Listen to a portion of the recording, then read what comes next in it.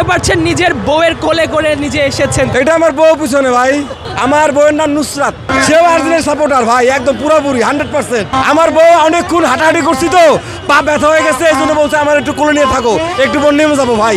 নিজের বউয়ের সাথে তাকে তুলনা করা হচ্ছে এবং আর্জেন্টিনার ম্যাচ তিনি দেখতে এসেছেন কোলে করে।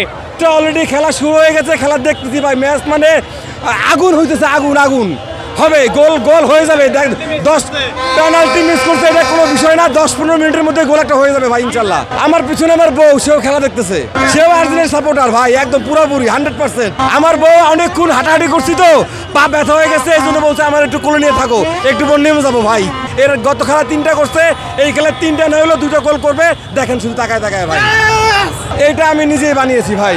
মানুষ তো সবসময় চায় ব্যতিক্রম কিছু করতে, আমারও ইচ্ছা ছিল ব্যতিক্রম কিছু করি, সে জায়গা থেকে ব্যতিক্রম কিছু করা।